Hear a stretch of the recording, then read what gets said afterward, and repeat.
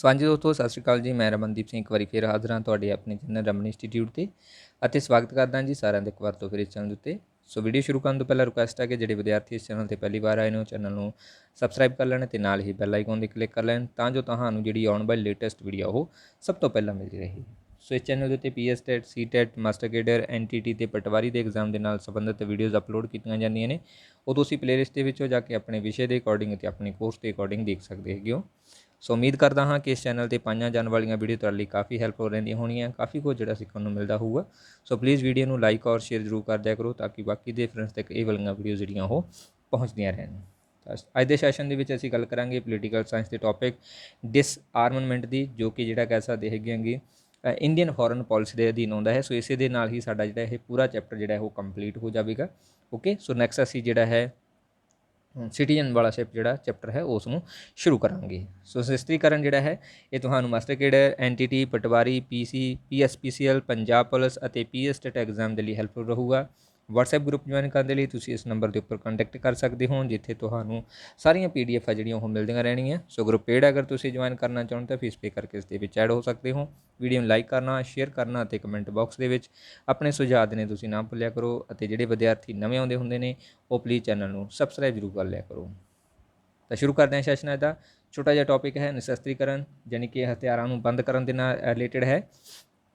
ਸੋ ਵਿਸ਼ਵ ਦੇ ਵਿੱਚ ਜਿਵੇਂ ਕਹਿ ਸਕਦੇ ਅਸੀਂ ਵਿਨਾਸ਼ਕਾਰੀ ਜਿਹੜੇ ਯੁੱਧ ਹੋਏ ਸੀ, ਪਹਿਲਾ ਵਿਸ਼ਵ ਯੁੱਧ ਹੋਇਆ ਸੀ, ਦੂਸਰਾ ਵਿਸ਼ਵ ਯੁੱਧ ਹੋਇਆ ਸੀ, ਜਿਸ ਦੇ ਨਾਲ ਬਹੁਤ ਵੱਡੀ ਸੰਖਿਆ ਦੇ ਵਿੱਚ ਲੋਕਾਂ ਦਾ ਜਾਨ ਮਾਲ ਦਾ ਨੁਕਸਾਨ ਹੋਇਆ ਸੀ। ਸੋ ਇਹ ਨੁਕਸਾਨ ਕਿਸ ਕਾਰਨ ਹੋਇਆ ਸੀ? ਕਿਉਂਕਿ ਲੋਕਾਂ ਦੇ ਵਿੱਚ ਦੇਸ਼ਾਂ ਦੇ ਵਿੱਚ ਜਿਹੜਾ ਹਥਿਆਰਾਂ ਦੀ ਜਿਹੜੀ ਹੋੜ ਲੱਗੀ ਹੋਈ ਸੀਗੀ, ਨਵੇਂ ਤੋਂ ਨਵੇਂ ਹਥਿਆਰ ਬਣਾ ਕੇ ਆਪਣੇ ਆਪ ਨੂੰ ਪਾਵਰਫੁੱਲ ਜਿਹੜਾ ਸ਼ੋਅ ਕਰਨ ਦੀ ਕੋਸ਼ਿਸ਼ ਕੀਤੀ ਜਾਂਦੀ ਸੀ। ਇਸੇ ਮਸਲੇ ਦੇ ਆਧਾਰ ਦੇ ਉੱਪਰ ਜਿਹੜਾ ਹੈ ਦੋ ਵਿਸ਼ਵ ਯੁੱਧ ਜਿਹੜੇ ਹੋਏ, ਪਹਿਲਾ ਅਤੇ ਦੂਸਰਾ ਵਿਸ਼ਵ ਯੁੱਧ। ਸੋ ਇਹ ਇੰਨੇ ਭਿਆਨਕ ਯੁੱਧ ਹੋਏ ਜਿਸ ਦੇ ਨਾਲ ਜਿਹੜਾ ਕਹਿ ਸਕਦੇ ਹਾਂ ਬਹੁਤ ਵੱਡੀ ਮਾਤਰਾ ਦੇ ਵਿੱਚ ਜਿਹੜਾ ਕਹਿ ਸਕਦੇ ਹਾਂ ਮਨੁੱਖ ਜਾਤੀ ਦਾ ਨੁਕਸਾਨ ਹੋਇਆ। ਸੋ ਇਸ ਪ੍ਰਕਿਰਿਆ ਤੋਂ ਜਾਂ ਇਸ ਨੁਕਸਾਨ ਤੋਂ ਨਿਪਟਣ ਦੇ ਲਈ ਪੂਰੇ ਵਿਸ਼ਵ ਦੇ ਵਿੱਚ ਸ਼ਾਂਤੀ ਅਤੇ ਸੁਰੱਖਿਆ ਬਣਾਈ ਰੱਖਣ ਦੇ ਲਈ ਇੱਕ ਕਾਢ ਜਿਹੜੀ ਕੱਢੀ ਗਈ, ਜਿਸ ਦਾ ਨਾਮ ਨਿਸ਼ਸਤਰੀਕਰਨ ਜਿਹੜਾ ਰੱਖਿਆ ਗਿਆ ਹੈ, ਜਿਸ ਦਾ ਮਤਲਬ ਕਿ ਹਥਿਆਰਾਂ ਦੇ ਉੱਪਰ ਨਿਯੰਤਰਣ ਕੀਤਾ ਜਾਵੇ ਜਾਂ ਨਿਸ਼ਸਤਰੀਕਰਨ ਕੀਤਾ ਜਾਵੇ, ਯਾਨੀ ਕਿ ਹਥਿਆਰਾਂ ਦੇ ਉੱਪਰ ਪਾਬੰਦੀ ਲਗਾ ਦਿੱਤੀ ਜਾਵੇ ਜਾਂ ਉਹਨਾਂ ਨੂੰ ਜਿਹੜੀ ਹੋੜ ਹੈ ਉਸ ਨੂੰ ਘੱਟ ਕਰ ਦਿੱਤਾ ਜਾਵੇ। ਸੋ ਇਸ ਮਸਲੇ ਦੇ ਉੱਪਰ ਇਹਨਾਂ ਨੇ ਜਿਹੜੀ ਗੱਲ ਕੀਤੀ। ਸੋ ਇਹੀ ਪ੍ਰਕਿਰਿਆ ਸ਼ੁਰੂ ਕਰਦੀ ਹੈ ਸਾਡੇ ਨਿਸ਼ਸਤਰੀਕਰਨ ਵਾਲੀ ਜਿਹੜੀ ਨੀਤੀ ਹੈ ਉਸਨੂੰ। ਠੀਕ ਹੈ, ਸੋ ਇਸ ਨੂੰ ਬੜਾਵਾ ਦੇਣ ਦੇ ਲਈ, ਨਿਸ਼ਸਤਰੀਕਰਨ ਨੂੰ ਬੜਾਵਾ ਦੇਣ ਦੇ ਲਈ, ਵਿਸ਼ਵ ਦੇ ਵਿੱਚ ਸ਼ਾਂਤੀ ਅਤੇ ਸੁਰੱਖਿਆ ਬਣਾਉਣ ਦੇ ਲਈ ਇੱਕ ਨਵਾਂ ਜਿਹੜਾ ਕਨਸੈਪਟ ਸ਼ੁਰੂ ਕੀਤਾ ਗਿਆ ਹੈ, ਜਿਸ ਦੇ ਵਿੱਚ ਸੀਗਾ ਕਿ ਨੋਬਲ ਪੁਰਸਕਾਰ ਜਿਹੜਾ ਪਹਿਲਾਂ ਕਿ ਜਿਹੜਾ ਕਹਿ ਸਕਦੇ ਹਾਂ ਭੌਤਿਕ ਵਿਗਿਆਨੀਆਂ ਨੂੰ ਦਿੱਤਾ ਜਾਂਦਾ ਸੀਗਾ ਨਵੀਆਂ ਖੋਜਾਂ ਕਰਨ ਵਾਲਿਆਂ ਨੂੰ, ਉਸ ਦੇ ਵਿੱਚ ਇਹ ਪਰਸਨ ਵੀ ਐਡ ਕਰ ਦਿੱਤੇ ਜਿਹੜੇ ਵਿਅਕਤੀ ਪਰਮਾਣੂ ਸ਼ਸਤਰਾਂ ਦੇ ਵਿਰੁੱਧ ਮਾਨਵ ਚੇਤਨਾ ਜਗਾਉਣ ਦਾ ਕੰਮ ਕਰਦੇ ਸੀ ਕਿ ਪਰਮਾਣੂ ਸ਼ਕਤੀ ਜਿਹੜੀ ਹੈ, ਪਰਮਾਣੂ ਹਥਿਆਰ ਜਿਹੜੇ ਨੇ ਉਹ ਮਨੁੱਖ ਦੇ ਲਈ ਘਾਤਕ ਨੇ। ਔਰ ਜਿਹੜੇ ਭੌਤਿਕ ਵਿਗਿਆਨੀ ਇਹਦੇ ਉੱਪਰ ਕੰਮ ਕਰਦੇ ਸੀ ਉਹਨਾਂ ਨੂੰ 1985 ਦੇ ਵਿੱਚ ਨੋਬਲ ਪੁਰਸਕਾਰ ਦਿੱਤਾ ਗਿਆ ਸੀ, ਕਿਉਂਕਿ ਇਹਦੇ ਨਾਲ ਜਿੰਨੇ ਮੋਟੀਵੇਟ ਉਹ ਕਰ ਪਾਉਂਦੇ ਸੀ ਲੋਕਾਂ ਨੂੰ, ਇਹਦੇ ਨਾਲ ਹਥਿਆਰਾਂ ਦੀ ਜਿਹੜੀ ਹੋੜ ਹੈ ਉਸ ਦੇ ਵਿੱਚ ਕਮੀ ਆਉਂਦੀ ਸੀ, ਜੋ ਵਿਸ਼ਵ ਦੇ ਵਿੱਚ ਸ਼ਾਂਤੀ ਦਾ ਕੰਮ ਕਰ ਸਕਦੀ ਸੀ। ਸੋ ਇਸ ਲਈ ਉਹਨਾਂ ਨੂੰ ਨੋਬਲ ਪੁਰਸਕਾਰ ਵੀ ਜਿਹੜਾ ਉਹ ਦੇਣਾ ਸ਼ੁਰੂ ਕਰ ਦਿੱਤਾ ਸੀਗਾ। ਸੋ ਇਸੇ ਦੇ ਨਾਲ ਜਿਹੜਾ ਕਹਿ ਸਕਦੇ ਹਾਂ ਯੁੱਧ ਦੀ ਸੰਭਾਵਨਾ ਜਿਹੜੀ ਹੈ ਉਹ ਘੱਟ ਹੋ ਸਕਦੀ ਸੀ ਜਾਂ ਉਸ ਦੇ ਉੱਪਰ ਰੋਕਥਾਮ ਹੋ ਸਕਦੀ ਸੀ, ਜਿਹਦੇ ਨਾਲ ਜਿਹੜਾ ਕਹਿ ਸਕਦੇ ਨਾ ਜਿਹੜੇ ਹਥਿਆਰ ਬਣਾਉਂਦੇ ਸੀਗੇ ਉਹਨਾਂ ਦੇ ਉੱਪਰ ਪਾਬੰਦੀ ਲਗਾ ਕੇ ਵਿਸ਼ਵ ਦੇ ਵਿੱਚ ਸ਼ਾਂਤੀ ਵਰਗੀ ਵਿਵਸਥਾ ਉਹ ਬਣਾਈ ਜਾ ਸਕਦੀ ਸੀਗੀ।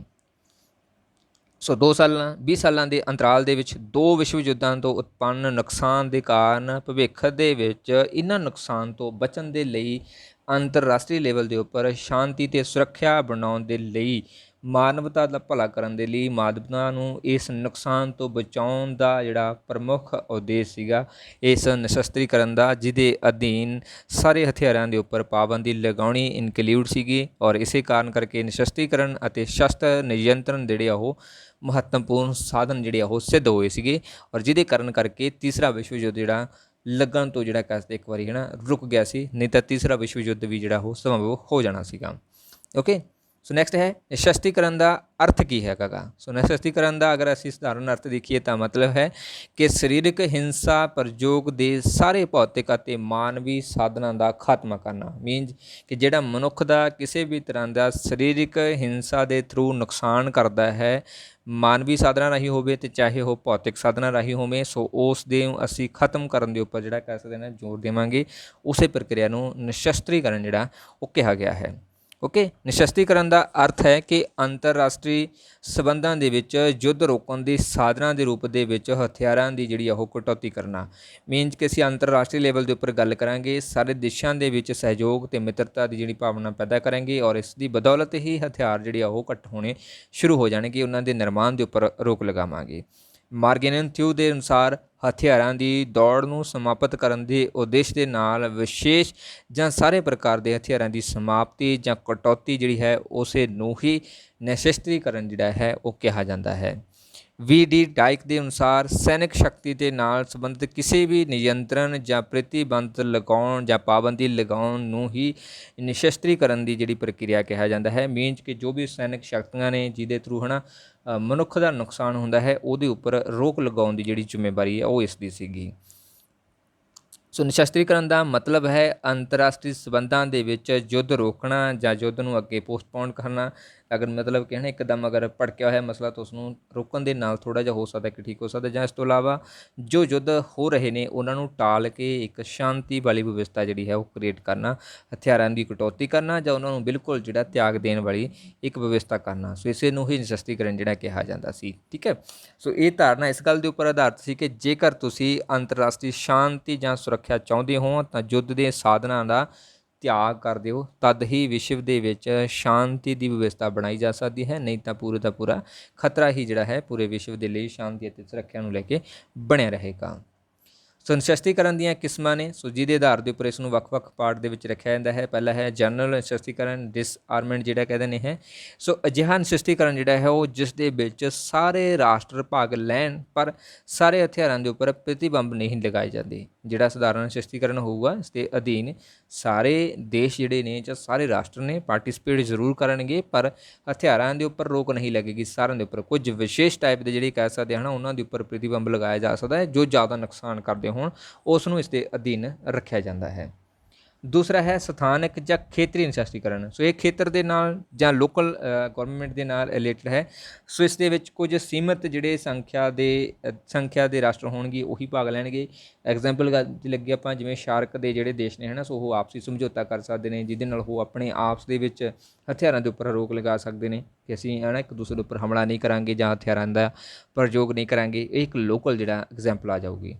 ਦੂਸਰਾ ਹੈ ਮਾਤਰਾਤਮਕ ਨਿਸ਼ਸਤਰੀਕਰਨ। ਸੋ ਬਹੁਤ ਸਾਰੇ ਜਾਂ ਸਾਰੇ ਪ੍ਰਕਾਰ ਦੇ ਹਥਿਆਰਾਂ ਦੇ ਉੱਪਰ ਨਿਯੰਤਰਣ ਲਗਾਉਣ ਦੀ ਜਿਹੜੀ ਪ੍ਰਕਿਰਿਆ ਹੋਊਗੀ ਉਸ ਨੂੰ ਅਸੀਂ ਮਾਤਰਾਤਮਕ ਨਿਸ਼ਸਤਰੀਕਰਨ ਜਿਹੜਾ ਕਹਾਂਗੇ। ਸੋ ਅੱਗੇ ਹੈ ਗੁਣਾਤਮਕ, ਕੁਆਲੀਟੇਟਿਵ ਜਿਹੜੇ ਡਿਸਆਰਮੈਂਟ ਹੁੰਦਾ, ਇਸ ਦੇ ਅਧੀਨ ਕੁਝ ਵਿਸ਼ੇਸ਼ ਪ੍ਰਕਾਰ ਦੇ ਹਥਿਆਰ ਜਿਹੜੇ ਹੋਣਗੇ ਉਹਨਾਂ ਦੇ ਉੱਪਰ ਕਟੌਤੀ ਕੀਤੀ ਜਾਊਗੀ ਜਾਂ ਉਹਨਾਂ ਦੇ ਉੱਪਰ ਪਾਬੰਦੀ ਜਿਹੜੀ ਹੈ ਉਹ ਲਗਾਈ ਜਾਊਗੀ। ਗੁਣਾਤਮਕ ਤੌਰ ਤੋਂ ਮਤਲਬ ਕਿ ਜੋ ਜ਼ਿਆਦਾ ਖਤਰਨਾਕ ਨੇ, ਲਾਈਕ ਪਰਮਾਣੂ ਜਿਵੇਂ ਹੋ ਗਿਆ ਸੋ ਉਸ ਤਰ੍ਹਾਂ ਦੇ ਹਥਿਆਰਾਂ ਦੇ ਉੱਪਰ ਪਾਬੰਦੀ ਲਗਾਉਣੀ।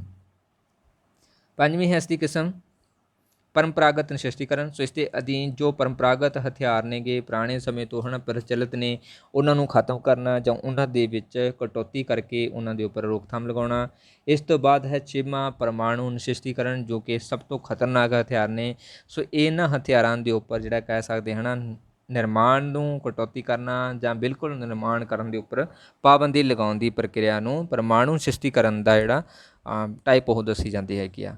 ਸੱਤਵੀਂ ਹੈ ਪੂਰਨ ਨਿਸ਼ਸਤਰੀਕਰਨ। ਸੋ ਇਹ ਇੱਕ ਅਜਿਹੀ ਵਿਵਸਥਾ ਹੋਊਗੀ ਜਿਸ ਦੇ ਵਿੱਚ ਵਿਸ਼ਵ ਦੇ ਸਾਰੇ ਰਾਸ਼ਟਰ ਇਸ ਗੱਲ ਦੇ ਲਈ ਸਹਿਮਤ ਹੋਣਗੇ ਕਿ ਸਾਰੇ ਤਰ੍ਹਾਂ ਦੇ ਹਥਿਆਰ, ਚਾਹੇ ਉਹ ਪਰਮਾਣੂ ਹੈ, ਚਾਹੇ ਪਰੰਪਰਾਗਤ ਹੈ, ਚਾਹੇ ਸਧਾਰਨ ਨੇ, ਚਾਹੇ ਵਿਸ਼ੇਸ਼ ਨੇਗੇ, ਠੀਕ ਹੈ, ਉਹਨਾਂ ਸਾਰਿਆਂ ਦੇ ਉੱਪਰ ਜਿਹੜਾ ਕਹਿ ਸਕਦੇ ਪਾਬੰਦੀ ਲਗਾ ਦਿੱਤੀ ਜਾਵੇ ਜਾਂ ਉਹਨਾਂ ਹਥਿਆਰਾਂ ਨੂੰ ਖਤਮ ਕਰ ਦਿੱਤਾ ਜਾਵੇ ਜਾਂ ਉਹਨਾਂ ਦੇ ਪ੍ਰਯੋਗ ਦੇ ਉੱਪਰ ਪੂਰਨ ਤੌਰ ਦੇ ਉੱਪਰ ਰੋਕ ਲਗਾ ਦਿੱਤੀ ਵੀ ਜਾਂ ਉਹਨਾਂ ਦੇ ਉਤਪਾਦਨ ਦੇ ਉੱਪਰ ਬਿਲਕੁਲ ਰੋਕਥਾਮ ਲਗਾ ਦੇਣੀ ਚਾਹੀਦੀ ਹੈ। ਸੋ ਇਹ ਪੂਰਨ ਨਿਸ਼ਸਤਰੀਕਰਨ ਜਿਹੜਾ ਕਹਾਵੇਗਾ। ਠੀਕ ਹੈ, ਸੋ ਇਹ 7 ਕਿਸਮਾਂ ਨੇ ਜਿਨ੍ਹਾਂ ਦੇ ਆਧਾਰ ਦੇ ਉੱਪਰ ਡਿਸਆਰਮੈਂਟ ਜਿਹੜਾ ਹੈ ਉਸ ਨੂੰ ਨਿਰਧਾਰਿਤ ਕੀਤਾ ਜਾਂਦਾ ਹੈ। ਨੈਕਸਟ ਹੈ ਆਰਮ ਕੰਟਰੋਲ। ਇੱਕ ਡਿਸਆਰਮੈਂਟ ਅਤੇ ਇੱਕ ਆਰਮ ਕੰਟਰੋਲ, ਇਹ ਦੋ ਕਨਸੈਪਟ ਨੇ, ਦੋਨਾਂ ਦੇ ਵਿੱਚ ਫਰਕ ਹੈ, ਇਸ ਚੀਜ਼ ਨੂੰ ਯਾਦ ਰੱਖਣਾ। ਸੋ ਹਥਿਆਰਾਂ ਦੇ ਉੱਪਰ ਨਿਯੰਤਰਣ ਦਾ ਜਿਹੜਾ ਕੰਟਰੋਲ ਹੈ ਉਸ ਕਨਸੈਪਟ ਦੇ ਅਧੀਨ ਆਉਂਦਾ ਹੈ ਕਿ ਇਹ ਹਥਿਆਰਾਂ ਦਾ ਨਿਯੰਤਰਣ ਜਿਹੜਾ ਹੈ ਉਹ ਇੱਕ ਵਿਆਪਕ ਧਾਰਨਾ ਹੈ, ਬਟ ਡਿਸਆਰਮਮੈਂਟ ਜਿਹੜਾ ਹੈ ਉਹ ਛੋਟਾ ਕਨਸੈਪਟ ਹੈ ਇਸ ਦੇ ਨਾਲੋਂ। ਓਕੇ, ਸੋ ਅੰਤਰਰਾਸ਼ਟਰੀ ਸ਼ਾਂਤੀ ਅਤੇ ਸੁਰੱਖਿਆ ਦੀ ਸਥਾਪਨਾ ਦੇ ਲਈ ਹਥਿਆਰਾਂ ਦੇ ਨਿਯੰਤਰਣ ਇੱਕ ਮਹੱਤਵਪੂਰਨ ਜਿਹੜਾ ਸਾਧਨ ਉਹ ਸਿੱਧ ਹੁੰਦਾ ਹੈ, ਕਿਉਂਕਿ ਇਹਦੇ ਨਾਲ ਜਿਹੜਾ ਹੈ ਹਥਿਆਰਾਂ ਦੀ ਹੋੜ ਨੂੰ ਖਤਮ ਕਰਨ ਦੇ ਉੱਪਰ ਜਿਹੜਾ ਯੋਗਦਾਨ ਦਿੱਤਾ ਜਾਂਦਾ ਹੈ, ਔਰ ਇਸ ਦੇ ਦੁਆਰਾ ਹਥਿਆਰਾਂ ਦੇ ਨਿਰਮਾਣ ਦੀ ਦੌੜ ਨੂੰ ਘੱਟ ਕਰਨਾ ਜਾਂ ਖਤਮ ਕੀਤਾ ਜਾਂਦਾ ਹੈ। ਬਿਲਕੁਲ ਨਿਰਮਾਣ ਦੇ ਉੱਪਰ ਜ਼ੋਰ ਦਿੱਤਾ ਜਾਂਦਾ ਹੈ, ਮੀਨਸ ਕਿ ਨਿਰਮਾਣ ਹੀ ਨਹੀਂ ਕਰਨ ਦਿੱਤੇ ਜਾਂਦੇ ਜਾਂ ਉਸ ਦੇ ਨਿਰਮਾਣ ਦੇ ਵਿੱਚ ਕਟੌਤੀ ਕਰ ਦਿੱਤੀ ਜਾਂਦੀ ਹੈ। ਲਾਸਟ ਦੇ ਵਿੱਚ ਅਸੀਂ ਨਿਸ਼ਸਤੀਕਰਨ ਦੇ ਵਿੱਚ ਗੱਲ ਕੀਤੀ ਹੈ, ਕੁਝ ਵਿਸ਼ੇਸ਼ ਟਾਈਪ ਦੇ ਹੁੰਦੇ ਨੇ, ਕੁਝ ਪਰੰਪਰਾਗਤ ਹੁੰਦੇ ਹੈਗੇ ਨੇ, ਪਰ ਇੱਥੇ ਹਥਿਆਰਾਂ ਦੇ ਉੱਪਰ ਨਿਯੰਤਰਣ ਕਰਨ ਦਾ ਮਤਲਬ ਕਿ ਉਹਦੇ ਨਿਰਮਾਣ ਨੂੰ ਬਿਲਕੁਲ ਘੱਟ ਕਰ ਦੇਣਾ ਜਾਂ ਖਤਮ ਕਰ ਦੇਣਾ ਜਾਂ ਉਸ ਨੂੰ ਕਿਸੇ ਵੀ ਤਰੀਕੇ ਦੇ ਨਾਲ ਬਣਨ ਹੀ ਨਾ ਦੇਣਾ। ਠੀਕ ਹੈ, ਹਥਿਆਰ ਨਿਯੰਤਰਣ ਦੀ ਧਾਰਨਾ ਦੇ ਵਿੱਚ ਹਥਿਆਰਾਂ ਦੇ ਵਿਸਤਾਰ ਅਤੇ ਉਸ ਦੇ ਅਣਉਚਿਤ ਜਾਂ ਠੀਕ ਤਰ੍ਹਾਂ ਦੇ ਪ੍ਰਯੋਗ ਨੂੰ ਰੋਕਣ ਦੇ ਲਈ ਭਵਿੱਖ ਦੇ ਵਿੱਚ ਹਥਿਆਰਾਂ ਦੇ ਉਤਪਾਦਨ ਨੂੰ ਨਿਯੰਤਰਣ ਕਰਨ ਦਾ ਉਦੇਸ਼ ਉਹ ਸ਼ਾਮਲ ਹੈ। ਮੀਨਸ ਕਿ ਇਸ ਨੂੰ ਜਿਹੜਾ ਹੈ ਉਤਪਾਦਨ ਨਹੀਂ ਕਰਨ ਦਿੱਤਾ ਜਾਊਗਾ, ਇਸ ਦੇ ਉੱਪਰ ਰੋਕ ਜਿਹੜੀ ਹੈ ਉਹ ਲਗਾ ਦਿੱਤੀ ਜਾਊਗੀ। ਸੋ ਨੈਕਸਟ ਹੈ ਨਿਸ਼ਸਤੀਕਰਨ ਦੇ ਸਿਧਾਂਤ। ਨਿਸ਼ਸਤੀਕਰਨ ਦੇ ਸਿਧਾਂਤ ਹੈ ਪਹਿਲਾ ਕਿ ਵਿਸ਼ਵ ਦੇ ਵਿੱਚ ਸ਼ਾਂਤੀ ਅਤੇ ਸੁਰੱਖਿਆ ਬਣਾ ਕੇ ਰੱਖਣਾ ਇਸ ਦਾ ਸਭ ਤੋਂ ਪਹਿਲਾ ਸਿਧਾਂਤ ਹੈ, ਜਿਸ ਨੂੰ ਪਹਿਲਾਂ ਫੋਲੋ ਕਰਨਾ ਜ਼ਰੂਰੀ ਹੈ, ਔਰ ਇਹ ਯੁੱਧ ਰੋਕਣ ਅਤੇ ਵਿਆਪਕ ਜਨਧਨ ਦੀ ਹਾਨੀ ਨੂੰ ਰੋਕਣ ਦੇ ਲਈ ਇੱਕ ਪ੍ਰਭਾਵਸ਼ਾਲੀ ਸਾਧਨ ਦੇ ਰੂਪ ਦੇ ਵਿੱਚ ਵਿਕਸਿਤ ਹੋਇਆ ਹੈ। ਠੀਕ ਹੈ, ਸੋ ਇਸ ਦੇ ਸਿਧਾਂਤ ਨੇ ਇੱਕ ਸ਼ਾਂਤੀ ਸਥਾਪਿਤ ਕਰਨਾ ਹੈ, ਦੇਸ਼ਾਂ ਦੇ ਵਿੱਚ ਸੁਰੱਖਿਆ ਕਰਨੀ ਹੈ ਔਰ ਯੁੱਧ ਰੋਕਣਾ ਹੈ। ਇਸ ਤੋਂ ਇਲਾਵਾ ਜਿਹੜੇ ਲੋਕ ਨੇ ਉਹਨਾਂ ਦੇ ਜਨਧਨ ਦੋਨਾਂ ਨੂੰ ਜਿਹੜਾ ਨੁਕਸਾਨ ਹੋਣ ਤੋਂ ਬਚਾਉਣ ਦੀ ਜ਼ਿੰਮੇਵਾਰੀ ਹੈ ਉਹ ਇਸ ਦੇ ਅਧੀਨ ਆ ਜਾਂਦੀ ਹੈਗੀ ਆ।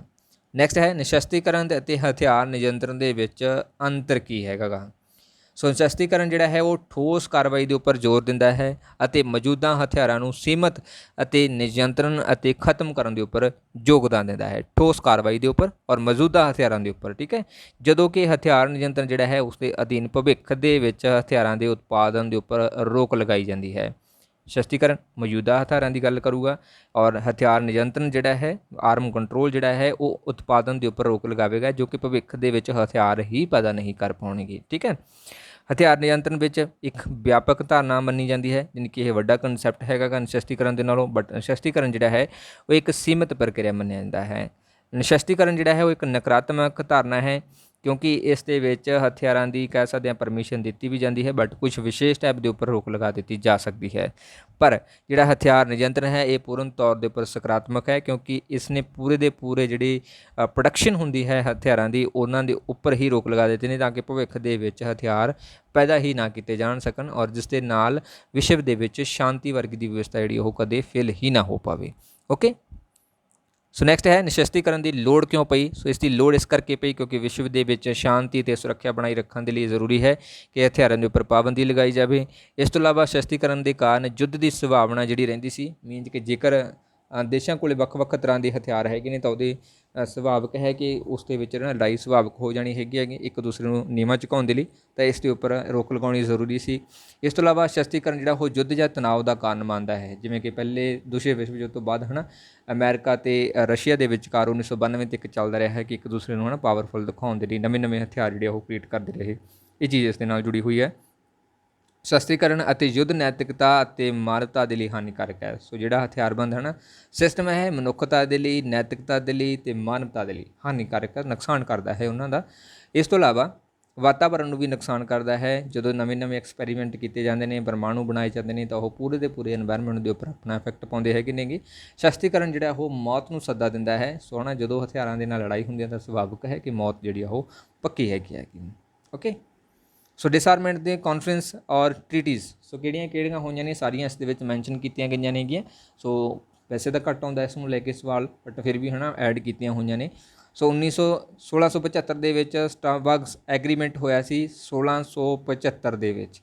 ਦੂਸਰਾ ਹੋਇਆ ਸੀ 1899 ਦੇ ਵਿੱਚ ਹਿਊਂਗ ਵਿੱਚ ਪੀਸ ਕਾਨਫਰੰਸ, ਯਾਨੀ ਕਿ ਸ਼ਾਂਤੀ ਨੂੰ ਬਣਾਈ ਰੱਖਣ ਦੇ ਲਈ ਇਸ ਕਾਨਫਰੰਸ ਦੇ ਵਿੱਚ ਹਿੱਸਾ ਲਿਆ ਗਿਆ ਸੀ। ਇਸ ਤੋਂ ਬਾਅਦ 1919 ਦੇ ਵਿੱਚ ਟ੍ਰੀਟੀ ਆਫ ਵਾਰਸੇਲਸ ਜਿਹੜੇ ਸੀ ਵਾਰਸਾ ਦੀ, ਇਹ ਵੀ ਜਿਹੜੀ ਹੈ ਸ਼ਾਂਤੀ ਦੇ ਨਾਲ ਰਿਲੇਟਡ ਸੀ, ਹਥਿਆਰਾਂ ਦੀ ਰੋਕ ਉੱਪਰ ਹੀ ਜਿਹੜਾ ਕਹਿ ਸਕਦੇ ਡਿਪੈਂਡ ਸੀਗੀ। 1925 ਦੇ ਵਿੱਚ ਲੈਕਾਰਾਨੋ ਟ੍ਰੀਟੀ ਜਿਹੜੀ ਹੋਈ ਸੀਗੀ ਉਹ ਵੀ ਇਸੇ ਡਿਸਆਰਮਮੈਂਟ ਦੇ ਨਾਲ ਹੀ ਸੰਬੰਧਿਤ ਸੀਗੀ। ਔਰ ਇਸ ਤੋਂ ਬਾਅਦ 1927 ਦੇ ਵਿੱਚ ਕੋਲਿੰਗ ਬ੍ਰਿਆਂਡ ਪੈਕਟ ਜਿਹੜਾ ਹੈ ਉਸ ਦੇ ਉੱਪਰ ਜਿਹੜੇ ਦਸਤਕ ਹੋਏ ਸੀਗੇ, ਇਹ ਵੀ ਡਿਸਆਰਮਮੈਂਟ ਦੇ ਨਾਲ ਸੰਬੰਧਿਤ ਹੈ। 1932 ਤੋਂ 34 ਦੇ ਵਿੱਚ ਵਰਲਡ ਡਿਸਆਰਮੈਂਟ ਕਾਨਫਰੰਸ ਹੋਈ ਸੀ। ਇਹ ਵੀ ਇੱਕ ਹਥਿਆਰਾਂ ਨੂੰ ਬੰਦ ਕਰਨ ਦੇ ਲਈ ਹੀ ਜਿਹੜੇ ਕਾਨਫਰੰਸ ਬੁਲਾਈ ਗਈ ਸੀਗੀ। ਇਸ ਤੋਂ ਬਾਅਦ 1960 ਦੇ ਵਿੱਚ 10 ਨੇਸ਼ਨ ਡਿਸਆਰਮੈਂਟ ਕਮੇਟੀ ਜਿਹੜੀ ਬਣਾਈ ਗਈ ਸੀ, ਉਸ ਦੇ ਵਿੱਚ ਵੀ ਹਥਿਆਰਾਂ ਦੀ ਹੋੜ ਨੂੰ ਖਤਮ ਕਰਨਾ ਹੀ ਸੀਗਾ। 1962 ਤੋਂ 1968 ਦੇ ਵਿੱਚ 18 ਨੇਸ਼ਨ ਡਿਸਆਰਮੈਂਟ ਕਮੇਟੀ ਬਣਾਈ ਗਈ ਸੀ। ਇਹਦਾ ਵੀ ਮੇਨ ਫੋਕਸ ਜਿਹੜਾ ਉਹ ਡਿਸਆਰਮੈਂਟ ਦੇ ਉੱਪਰ ਹੀ ਸੀਗਾ। 1969 ਤੋਂ ਲੈ ਕੇ 1969 ਅਤੇ 1978 ਦੇ ਵਿੱਚ ਕਾਨਫਰੰਸ ਆਫ ਕਮੇਟੀ ਔਨ ਡਿਸਆਰਮੈਂਟ ਜਿਹੜਾ ਹੈ ਉਸ ਦੀ ਗੱਲ ਕੀਤੀ ਗਈ ਸੀਗੀ। 1979 ਦੇ ਵਿੱਚ ਤੋਂ ਲੈ ਕੇ ਅੱਜ ਪ੍ਰੈਜ਼ੈਂਟ ਤੱਕ ਜਿਹੜਾ ਹੈ ਕਾਨਫਰੰਸ ਔਨ ਡਿਸਆਰਮੈਂਟ CD ਦੇ ਨਾਮ ਨਾਲ ਜਾਣੀ ਜਾਂਦੀ ਹੈ। ਸੋ ਇਸ ਦੀ ਵਿਵਸਥਾ ਹੈ ਜੋ ਕਿ ਹਥਿਆਰਾਂ ਦੀ ਹੋੜ ਨੂੰ ਘੱਟ ਕਰਨ ਦੇ ਲਈ ਅਲੱਗ ਜਿਹੜੇ ਪ੍ਰੋਗਰਾਮ ਉਹ ਬਣਾ ਰਹੀ ਹੈ ਅਤੇ ਹਥਿਆਰਾਂ ਨੂੰ ਖਤਮ ਕਰਨ ਦੇ ਉੱਪਰ ਆਪਣਾ ਫੋਕਸ ਕਰ ਰਹੀ ਹੈਗੀ ਠੀਕ ਹੈ, ਜੋ ਉਹਨੂੰ ਹੋੜ ਨੂੰ ਖਤਮ ਕਰ ਰਹੀ ਹੈਗੀ ਆ। ਨੈਕਸਟ ਹੈ ਨਾਵਲ, ਜਿਹੜੇ ਕਿ ਸਮੁੰਦਰ ਦੇ ਵਿੱਚ ਜਿਹੜੇ ਐਕਸਪੈਰੀਮੈਂਟ ਕੀਤੇ ਜਾਂਦੇ ਹੈਗੇ ਨੇਗੇ ਪਰਮਾਣੂ ਨੂੰ ਲੈ ਕੇ ਜਾਂ ਉਹਨਾਂ ਦੀ ਰੋਕ ਨੂੰ ਲੈ ਕੇ ਨਾ, ਪਰਮਾਣੂ ਨੂੰ ਲੈ ਕੇ ਜਾਂ ਕਿਸੇ ਵੀ ਹਥਿਆਰ ਨੂੰ ਲੈ ਕੇ ਜਦੋਂ ਸਮੁੰਦਰਾਂ ਦੇ ਵਿੱਚ ਐਕਸਪੈਰੀਮੈਂਟ ਕੀਤੇ ਜਾਂਦੇ, ਟਰਾਈ ਕੀਤੇ ਜਾਂਦੇ ਨੇ, ਤਾਂ ਉਹਦੇ ਨਾਲ ਜਿਹੜਾ ਸਮੁੰਦਰੀ ਜੀਵ ਨੇ ਉਹ ਪ੍ਰਭਾਵਿਤ ਹੁੰਦੇ ਨੇ। ਉਸ ਨੂੰ ਰੋਕਣ ਦੇ ਲਈ ਜਿਹੜਾ ਹੈ 1908-9 ਦੇ ਵਿੱਚ ਜਿਹੜਾ ਲੰਡਨ ਨਾਵਲ ਕਾਨਫਰੰਸ ਹੋਈ ਸੀਗੀ ਤਾਂ ਕਿ ਪਾਣੀ ਦੇ ਵਿੱਚ ਕਿਸੇ ਤਰ੍ਹਾਂ ਦੀ ਜਿਹੜੀ ਹੈ ਨਾ ਐਕਸਪੈਰੀਮੈਂਟ ਨਾ ਕੀਤੇ ਜਾਣ। 1921-22 ਦੇ ਵਿੱਚ ਵਾਸ਼ਿੰਗਟਨ ਨਾਵਲ ਕਾਨਫਰੰਸ ਹੋਈ ਸੀ, ਇਹ ਵੀ ਇਸੇ ਮਸਲੇ ਦੇ ਨਾਲ ਰਿਲੇਟਡ ਸੀ। 1927 ਦੇ ਵਿੱਚ ਜਨੇਵਾ ਨਾਵਲ ਕਾਨਫਰੰਸ ਹੋਈ ਸੀਗੀ ਅਤੇ 1930 ਦੇ ਵਿੱਚ London naval conference leading to the London naval treaty ਸੀਗੀ। ਸੋ ਇਸ ਦੇ ਵਿੱਚ ਵੀ ਜਿਹੜਾ ਗੱਲ ਕੀਤੀ ਗਈ ਸੀਗੀ ਕਿ ਜੋ ਸਮੁੰਦਰੀ ਪਾਣੀ ਹੈ ਉਹਦਾ ਨੁਕਸਾਨ ਨਾ ਕੀਤਾ ਜਾਵੇ। 1935 ਦੇ ਵਿੱਚ London naval conference leading to second London naval treaty ਸੀਗੀ। ਓਕੇ, ਸੋ ਨੈਕਸਟ ਹੈ weapon of mass destruction. So weapon ਦੇ ਦੁਆਰਾ ਨੁਕਸਾਨ ਹੋਣ ਵਾਲਾ ਜਿਹੜੀ ਟ੍ਰੀਟੀ ਨੇ, ਸੋ ਪਹਿਲੀ ਹੈ 1970 ਦੇ ਵਿੱਚ ਨੌਨ ਪ੍ਰੋਫਾਈਲ ਟ੍ਰੇਫੇਰੇਸ਼ਨਸ ਟ੍ਰੀਟੀ NPT ਦੇ ਨਾਮ ਨਾਲ ਜਾਣੀ ਹੁੰਦੀ ਹੈ। 1975 ਦੇ ਵਿੱਚ ਬਾਇਓਲੋਜੀਕਲ ਵੈਪਨ ਕਨਵੈਨਸ਼ਨ BWC। 1997 ਦੇ ਵਿੱਚ ਹੈ ਕੈਮੀਕਲ ਵੈਪਨ ਕਨਵੈਕਸ਼ਨਸ। ਠੀਕ ਹੈ, ਸੋ ਇਹ ਜਿਹੜੀਆਂ ਸੀਗੀਆਂ ਜਿਹੜਾ ਵੇਸਟ ਮਟੀਰੀਅਲ ਹੁੰਦਾ ਹੈ ਜੋ ਮਾਸ ਵੱਜਦਾ ਹੈ ਨਾ, ਸੋ ਉਸ ਦੇ ਨਾਲ ਜੋ ਪੋਲਿਊਸ਼ਨ ਹੁੰਦਾ ਹੈ, ਜੋ ਨੁਕਸਾਨ ਹੁੰਦਾ ਹੈ, ਉਸ ਪ੍ਰਤੀ ਇਹ ਟ੍ਰੀਟੀਆਂ ਬਣਾਈਆਂ ਗਈਆਂ ਸੀਗੀਆਂ। ਇਸ ਤੋਂ ਬਾਅਦ ਸਪੇਸ ਦੇ ਨਾਲ, ਸੋ ਸਪੇਸ ਦੇ ਵਿੱਚ ਵੀ ਮੂਨ ਦੇ ਉੱਪਰ ਜਾਂ ਹੈ ਨਾ ਹੋਰ ਕਿਤੇ ਐਕਸਪੈਰੀਮੈਂਟ ਕਰਨ ਦੇ ਉੱਪਰ ਮਨ੍ਹਾ ਕੀਤਾ ਗਿਆ ਹੈ ਕਿ ਕੋਈ ਵੀ ਕੰਟਰੀ ਜਿਹੜੀ ਹੈ ਉਹ ਆਪਣਾ ਕਿਸੇ ਤਰ੍ਹਾਂ ਦਾ ਪਰਮਾਣੂ ਐਕਸਪੈਰੀਮੈਂਟ ਕਿਸੇ ਵੀ ਇਸ ਸਪੇਸ ਦੇ ਵਿੱਚ ਨਹੀਂ ਕਰ ਪਾਵੇਗਾ। ਤਾਂ ਇਸ ਦੇ ਲਈ ਇਹਨਾਂ ਨੇ 1967 ਦੇ ਵਿੱਚ ਆਊਟਰ ਸਪੇਸ ਦੀ ਟ੍ਰੀਟੀ ਹੈ ਉਹ ਕੀਤੀ ਸੀ, ਜਿਹਦਾ ਮਕਸਦ ਇਹ ਸੀਗਾ ਜਾਂ ਉਦੇਸ਼ ਇਹ ਸੀਗਾ ਕਿ ਸਪੇਸ ਦੇ ਵਿੱਚ ਕਿਸੇ ਤਰ੍ਹਾਂ ਦਾ ਕੋਈ ਵੀ ਹਥਿਆਰ ਨੂੰ ਲੈ ਕੇ ਐਕਸਪੈਰੀਮੈਂਟ ਜਿਹੜਾ ਹੈ ਉਹ ਨਾ ਕੀਤਾ ਜਾਵੇ। ਓਕੇ, ਸੋ ਇਹ ਸਾਡਾ ਇਹਦਾ ਟੌਪਿਕ ਜਿਸ ਦੇ ਵਿੱਚ ਡਿਸਆਰਮੈਂਟ ਨੂੰ ਲੈ ਕੇ ਆਪਾਂ ਡਿਸਕਸ ਕੀਤਾ ਹੈ। ਸੋ WhatsApp ਗਰੁੱਪ ਜੁਆਇਨ ਕਰਨ ਦੇ ਲਈ ਤੁਸੀਂ ਇਸ ਨੰਬਰ ਦੇ ਉੱਪਰ ਕੰਟੈਕਟ ਕਰ ਸਕਦੇ ਹੋ। ਵੀਡੀਓ ਨੂੰ ਲਾਈਕ ਕਰਨਾ, ਸ਼ੇਅਰ ਕਰਨਾ ਅਤੇ ਕਮੈਂਟ ਬਾਕਸ ਦੇ ਵਿੱਚ ਆਪਣੇ ਸੁਝਾਅ ਦੇਣੇ ਤੁਸੀਂ ਨਾ ਭੁੱਲਿਓ। ਅਤੇ ਜਿਹੜੇ ਵਿਦਿਆਰਥੀ ਨਵੇਂ ਆਉਂਦੇ ਹੁੰਦੇ ਨੇ ਉਹ ਪਲੀਜ਼ ਚੈਨਲ ਨੂੰ ਸਬਸਕ੍ਰਾਈਬ ਜ਼ਰੂਰ ਕਰ ਲਿਆ ਕਰੋ। Thank you so much.